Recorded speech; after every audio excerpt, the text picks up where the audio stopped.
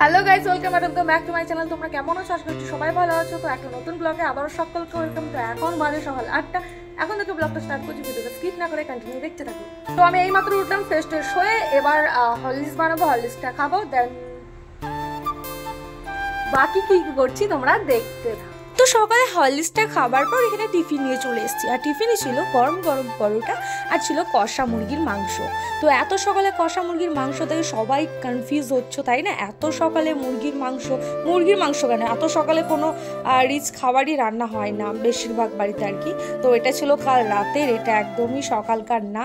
আর পরোটাটা ছিল কাল রাতের, তো কাল রাতে কিছুটা বেঁচে যাবে, সেটাই আমি সকালে টিফিন হিসাবে খেয়ে নিচ্ছি। আর ওপরে কিছু স্যালাড কেটে নিয়েছি। তারপরেই কিন্তু আমি আলু পটল ভাজতে চলে এসেছি আবার কিচেনে। এটা ভেবেও অবাক হচ্ছে যে এখন তো টিফিন করলাম, তাহলে আবার এসব কার জন্য বানাচ্ছি, তাই না? আগে আমার রান্নার প্রতি আমার অভিজ্ঞতাটা তোমরা একটু শুনে নাও যে আমি কদিন ধরে কি করছি। কালকে আলু সবজি করেছিলাম, নুন দিইনি বললে চলে, একদম এলো এলো লাগছিল, ঠিক আছে? কালকের কথা মাথায় রেখে আজ নুনটা আবার বেশি করে ফেলেছি, একদম বেশি হয়ে গেছে। কোনো একটা দিন আমি ঠিকঠাক করতে পারছি, মানে এমন মনে হচ্ছে না যেন আমি কোনোদিন করেই নি। মায়ের বাড়ি থেকে তো করতাম টুকটাক, ভালোই হতো। এখানে এসে বেশি একটু ভালোভাবে করতে যাচ্ছি, তো কম বেশি হয়ে যায়। তো প্রথম কথা হচ্ছে, এগুলো রান্না করছি আমার শ্বশুর মশাইয়ের জন্য। গরম পথে উনি রুটি পরোটা টিফিনে খেতে বেশি ভালোবাসেন, তাই 4-5টা মতো বানিয়ে দিলেই হলো। তো মা থাকে না বাড়িতে, মা তো সকালে দোকানে চলে যায়, বাবা কাজে চলে যায়, তাই এইটুকু রান্না বান্নার দায়িত্ব আমার উপরেই দেওয়া রয়েছে। কিন্তু এই রান্না বান্নাটুকু আমি সঠিকভাবে করতেই পারি না।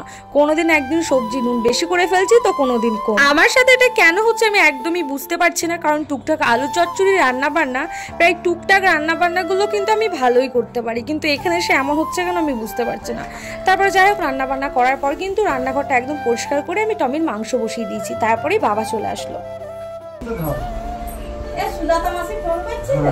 হ্যাঁ, কথা বললাম। ওইটা নামিয়ে নিবি, চামচে তুলে নিবি। বেশি খাবি না, গলা ব্যথা হবে। বেশি লেবু বেশি হয়ে গেছে না? লেবু একটু বেশি, লেবু তো বেশি খায় মানুষ। তো বাবা খেয়ে দিয়ে আবার কাজে চলে গেল। আর মায়ের দিকে দেখলাম ঠাকুরকে ফুল জল দিচ্ছে, আর আমাদের এই যে একটা কিউটিসার ছোট্ট পরে একটা মন্দির, খুব সুন্দর। তারপরে আমি চলে গেলাম একটু রাস্তার দিকে বলতে বাড়ির গেটের দিকে গেলাম। আর তোমাদের এটা দেখাচ্ছিলাম যে ওই সামনে যেটা দেখতে পাচ্ছ ওইটা আমাদের মেন রোড। তারপরে আবার কি ঘুমের আলসি আমার চেপে গেল, সকাল শুয়েছি, শুতে না শুতেই আমার একটু গান করতে ইচ্ছে হলো। গানটা শুনে নাও। मैं हूँ तेरी सजनी, सजन है तू मेरा, तू बांध के आए मेरे प्यार का सहरा।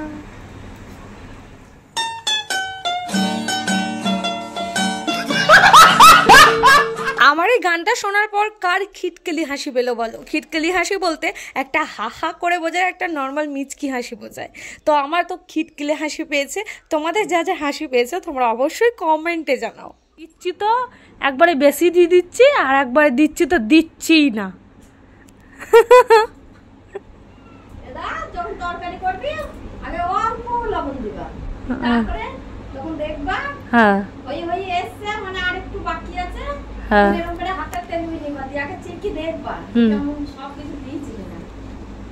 তারপরে যদি দেখো যে কম দিয়েছি, সব সময়কার জন্য তরকারিতে আগে কম লবণ দিবা, বেশি দিবাই না যে কোনো তরকারিতে। কেন বলো তো, মা বেশি হয়ে গেলে খাওয়া যাবে।